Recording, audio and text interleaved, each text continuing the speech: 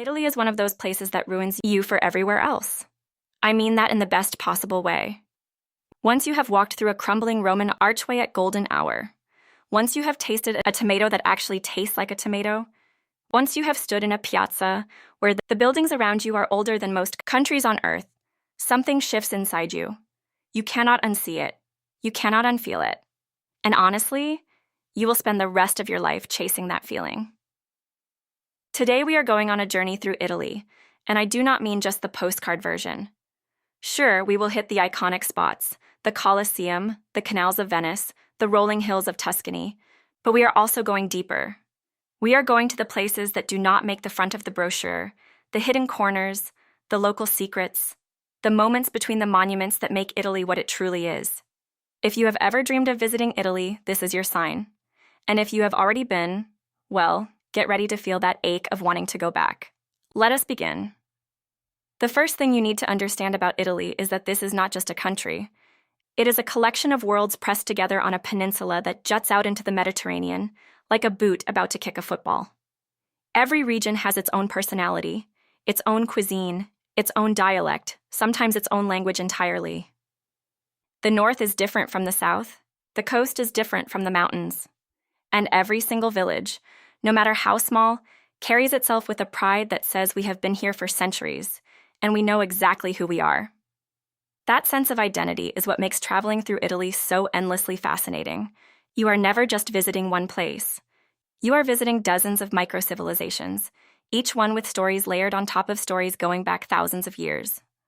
Let us start where most people start, and for good reason. Rome, the eternal city. There is a reason they call it that. Rome does not just have history. Rome is history. You can stand on a street corner waiting to cross and realize the stones beneath your feet were placed there before the birth of Christ. The layers are literal. Modern Rome sits on top of medieval Rome, which sits on top of ancient Rome. Archaeologists are still uncovering things every time someone tries to build a new subway line. The Colosseum is usually the first stop, and it deserves to be. Pictures do not do it justice. When you stand in front of it for the first time, the scale of it hits you physically. This thing held 50,000 spectators nearly 2,000 years ago. 50,000. The engineering alone is staggering, but what really gets you is the human story. The gladiators, the spectacles, the political theater of it all. This was not just an arena, it was the beating heart of an empire. But here is what I want you to do when you visit the Colosseum. After you have taken your photos and done the tour, walk away from it. Head down the side streets, find a tiny restaurant with no English menu, sit down, order whatever the waiter recommends, and just breathe. Because Rome is not about checking boxes. Rome is about feeling the weight of time pressing against the present moment. The Pantheon is another one of those places that stops you in your tracks, nearly 2,000 years old and still standing with its original dome intact. When you walk inside and look up at that perfect circular opening in the ceiling, the oculus, and you see the sky framed like a painting, something happens to you.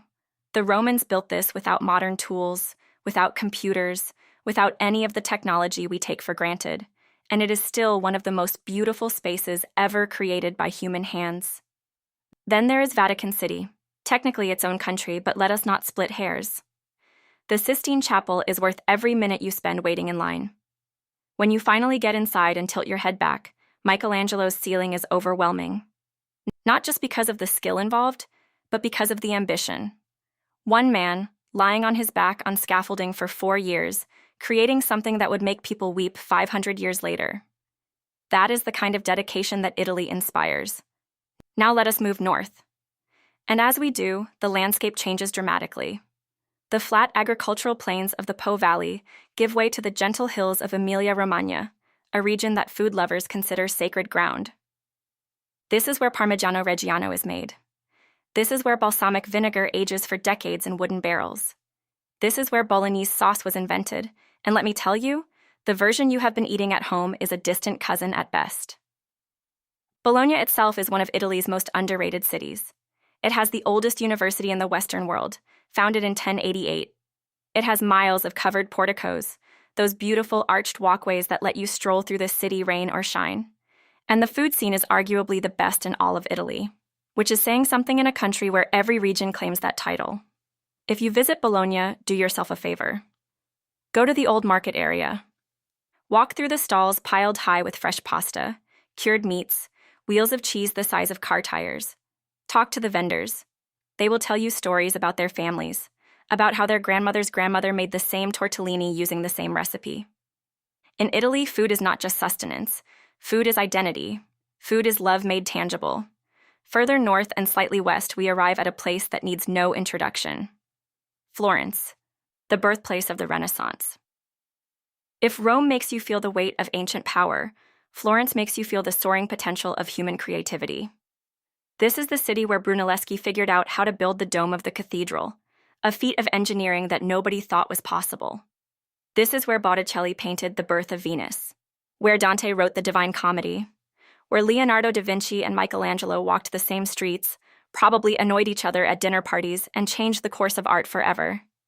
The Uffizi Gallery alone could keep you busy for days, room after room of masterpieces, each one a window into a moment when humanity decided to push the boundaries of what was beautiful and what was possible. But my favorite thing about Florence is not inside a museum. It is the view from Piazzale Michelangelo at sunset. You climb up the hill on the south side of the Arno River, and the entire city spreads out below you. The red rooftops, the dome of the cathedral rising above everything, the river catching the last light of the day. It is the kind of view that makes you go very quiet inside.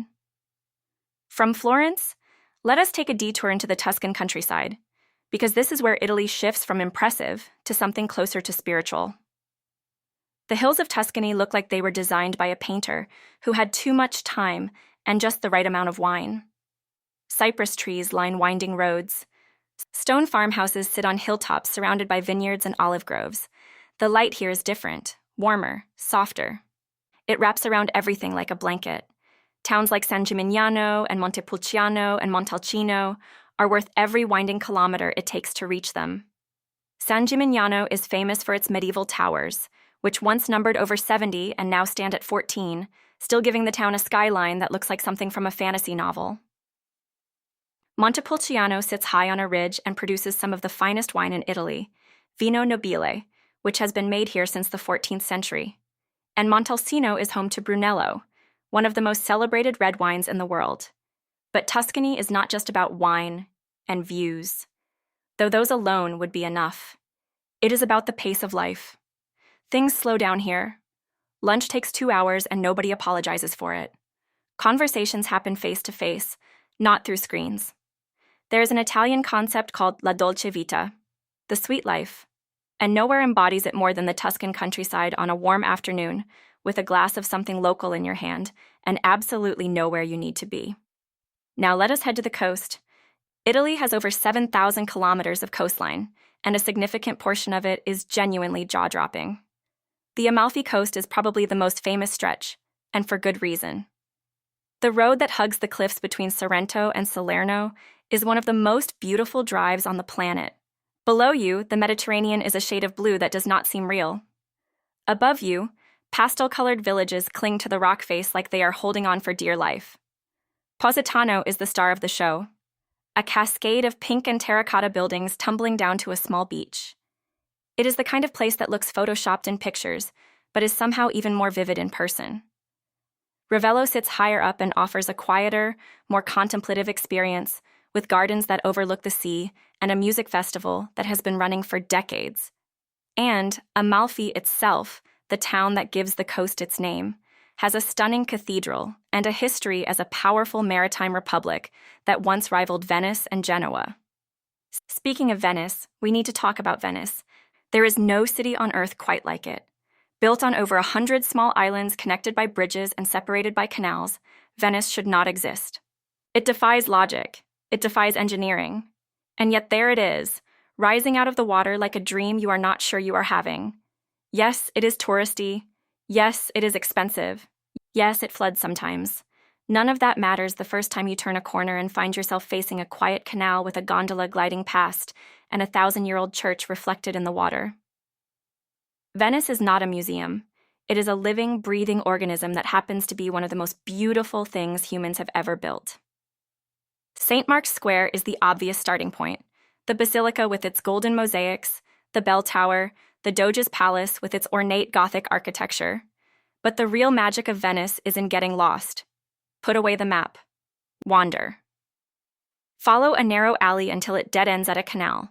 Cross a bridge you have never seen before. Find a Baccaro, one of those tiny Venetian bars, and order cicchetti, the local version of tapas, with a small glass of wine. That is how you experience Venice. Not by following a guidebook, but by surrendering to the city's labyrinth. Let us head south now, because southern Italy is a whole different universe, and it does not get nearly enough attention. Naples is chaotic and loud and sometimes a little rough around the edges, and it is absolutely magnificent. This is the city that invented pizza, and once you have eaten a margherita from a Neapolitan pizzeria, every other pizza you have ever had will feel like a pale imitation. The dough is different, the sauce is different, the mozzarella is different. Everything here is done with a ferocity and a pride that is almost confrontational in the best possible way. From Naples, you can take a short trip to Pompeii, the ancient Roman city that was buried by the eruption of Mount Vesuvius in 79 AD. Walking through the excavated streets of Pompeii is one of the most haunting experiences you can have anywhere in the world. The preservation is remarkable. You can see bakeries with their ovens still intact. You can walk into houses and see frescoes on the walls. You can stand in the Forum and imagine the daily life that was happening right up until the moment the sky went dark. What makes Pompeii so powerful is the human detail. The plaster casts of the victims, frozen in their final moments, are devastating. A mother sheltering her child. A dog straining against its chain. These are not abstract historical events. These are people, real people with lives and loves and fears, captured forever in volcanic ash. It is a reminder that history is not something that happens to other people. History happens to all of us. Further south and off the toe of the boot, Sicily awaits. The largest island in the Mediterranean is a world unto itself. Greek temples stand alongside Norman churches alongside Arabic markets. The food is extraordinary, a fusion of every culture that has ever conquered or traded with the island. Arancini, those golden fried rice balls, are practically a religion here. The seafood is pulled from the water hours before it reaches your plate. And the pastries, particularly the cannoli, are so good they might make you emotional. Palermo, the capital, is a sensory overload in the best way. The street markets are alive with shouting vendors, sizzling food stalls, and colors that assault your eyes. The Cappella Palatina, a 12th century chapel inside the Norman Palace, has some of the most exquisite Byzantine mosaics you will ever see. Gold covers nearly every surface, and the effect is both overwhelming and deeply moving. On the eastern side of Sicily, the town of Taormina perches on a cliff overlooking the sea with Mount Etna, Europe's most active volcano, as its backdrop. The ancient Greek theater there has one of the most spectacular settings of any performance venue on the planet. Imagine watching a play as the sun sets behind a smoking volcano. That is Taormina. Now I want to take you somewhere that fewer people know about, but that might be my personal favorite corner of Italy. The region of Puglia, the heel of the boot. Puglia is where Italy feels the most authentically itself, where tourism has not yet smoothed away the rough edges and everything feels genuine. The town of Alberobello is famous for its trulli, those distinctive whitewashed stone buildings with conical roofs that look like something out of a fairy tale. There are over 1,500 of them clustered together, and walking through the streets feels like stepping into another dimension. Nobody is entirely sure why they were built this way, though there are theories involving tax evasion and dry stone construction techniques passed down through centuries. Lecce, sometimes called the Florence of the South, has a historic center filled with Baroque architecture so ornate it makes your head spin. The local limestone is soft and warm-toned, and the craftsmen who carved the facades of the churches and palaces here were clearly showing off. Every surface is covered with cherubs, flowers, mythical creatures, and intricate scrollwork. And then there is the coastline of Puglia. Crystal clear water, dramatic sea caves, rocky coves, and none of the crowds you find on the Amalfi Coast. If you want to swim in water so clear you can see your shadow on the seafloor 15 feet below, Puglia is where you go. Let me take a moment to talk about something that ties all of these places together: the Italian approach to life. There is a rhythm here that is fundamentally different from what most of us are used to. Mornings start with a quick espresso at the bar, standing up because sitting down costs more. Markets open early, work happens, then everything stops for lunch, which is not a sandwich at your desk. Lunch is a real meal, often multiple courses taken with family or friends. The afternoon has a slower pace. Then, in the early evening, comes the passeggiata, that beautiful tradition where everyone in town puts on their nice clothes and strolls through the main street, greeting neighbors, catching up, seeing and being seen. Dinner comes late, 8 or 9 o'clock, and it is another event, another gathering, another excuse to share food and wine and stories. This is not laziness. This is a fundamentally different set of priorities. Italians have decided that relationships matter more than productivity, that a good meal is worth more than a quick one, that beauty is not a luxury, but a necessity. And when you spend time in Italy, you start to wonder if maybe they have figured something out that the rest of us are still missing. The Italian lakes deserve their own mention. Lake Como, Lake Garda, Lake Maggiore. These bodies of water in the foothills of the Alps are surrounded by mountains, lined with elegant villas, and dotted with charming towns. Lake Como in particular has a glamour to it that is hard to describe. George Clooney did not buy a house here by accident. The town of Bellagio sits at the point where the lake splits into two branches, and from certain angles, the view looks like a Renaissance painting come to life. But it is Lake Maggiore that holds a surprise that most visitors are not expecting. The Borromean Islands, a cluster of small islands in the middle of the lake, include Isola Bella, where the Borromeo family built a palace and terraced gardens in the 17th century that are so extravagant, so wildly over the top, that you cannot help but laugh and gasp at the same time. Peacocks wander freely through the gardens. Grottos decorated with shells and pebbles hide beneath the palace. It is pure theater, and it is wonderful. I would be failing you if I did not mention the Cinque Terre, those 5 colorful fishing villages on the Ligurian coast that have become one of Italy's most photographed destinations. Connected by hiking trails that wind along the cliffs above the sea, these villages are car-free, compact, and almost painfully picturesque. Manarola at sunset, with its houses stacked up the cliff face glowing in shades of yellow and pink and orange, is one of those images that stays with you. The hike between the villages is not easy, especially in the heat of summer, but it is worth every drop of sweat.